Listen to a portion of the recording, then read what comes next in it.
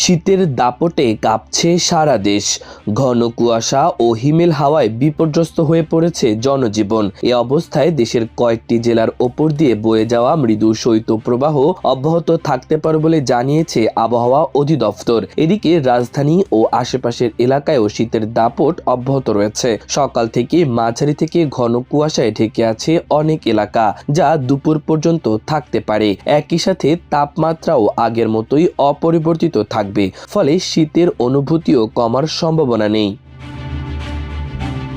সোমবার বাংলাদেশ আবহাওয়া অধিদপ্তরের ঝড় সতর্কীকরণ কেন্দ্র থেকে প্রকাশিত সকাল 7টা থেকে পরবর্তী 6 ঘন্টার জন্য ঢাকা ও পার্শ্ববর্তী এলাকার আবহাওয়ার পূর্বাভাসে এইসব তথ্য জানানো হয়েছে। এতে বলা হয়েছে, দুপুর পর্যন্ত আকাশ অস্থায়ীভাবে আংশিক মেঘলা থাকতে পারে। এ সময় আবহাওয়া শুষ্ক থাকার সম্ভাবনা রয়েছে, তবে মাঝারি থেকে ঘন কুয়াশা পড়তে পারে। এ সময় উত্তর অথবা উত্তর পশ্চিম দিক থেকে ঘন্টায় 6 থেকে 12 কিলোমিটার বেগে বাতাস প্রবাহিত হতে পারে। দিনের তাপমাত্রা প্রায় অপরিবর্তিত থাকতে পারে।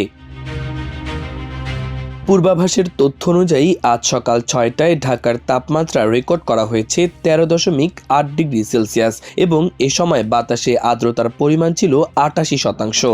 আজকের সর্বনিম্ন তাপমাত্রা রেকর্ড করা হয়েছে 13.2 ডিগ্রি সেলসিয়াস। আজ সূর্যাস্ত হবে সন্ধ্যা 5টা 25 মিনিটে এবং আগামীকাল সূর্যোদয় হবে ভোর 6টা 43 মিনিটে। গত 24 ঘন্টায় ঢাকায় কোনো বৃষ্টিপাত রেকর্ড করা হয়নি। অন্যদিকে আবহাওয়া অধিদপ্তর থেকে প্রকাশিত সারা দেশে সম্ভাব্য পূর্বাভাসে জানানো হয়েছে, আজ সন্ধ্যা 6টা পর্যন্ত অস্থায়ীভাবে আংশিক মেঘলা আকাশ সহ সারা দেশের আবহাওয়া শুষ্ক থাকতে পারে। সেই সঙ্গে মধ্যরাত থেকে সকাল পর্যন্ত সারা দেশে মাঝারি থেকে ঘন কুয়াশা পড়তে পারে এবং কোথাও কোথাও তা দুপুর পর্যন্ত অব্যাহত থাকতে পারে। ঘন কুয়াশার কারণে বিমান চলাচল, অভ্যন্তরীণ নৌ পরিবহন এবং সড়ক যোগাযোগ ব্যবস্থা সাময়িকভাবে ব্যাহত হতে পারে। এছাড়া সারা দেশে রাতের তাপমাত্রা প্রায় অপরিবর্তিত থাকতে পারে এবং দিনের তাপমাত্রা সামান্য বাড়তে পারে।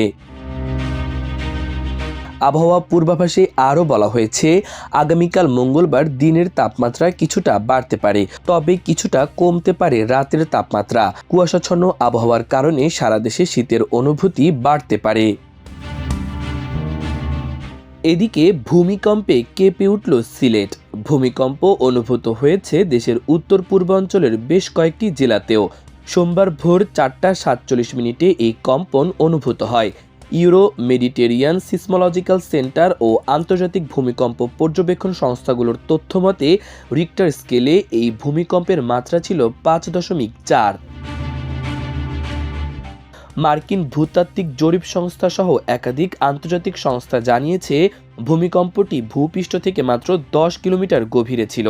এর কেন্দ্রস্থল ছিল ভারতের আসাম রাজ্যের থিঙ্ক শহর থেকে মাত্র 4 কিলোমিটার পশ্চিমে এবং আসামের রাজধানী গুয়াহাটি থেকে 76 কিলোমিটার উত্তর পূর্বে।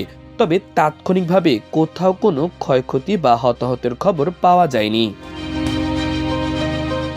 মাল্টিমিডিয়া ডেস্ক, আমার দেশ।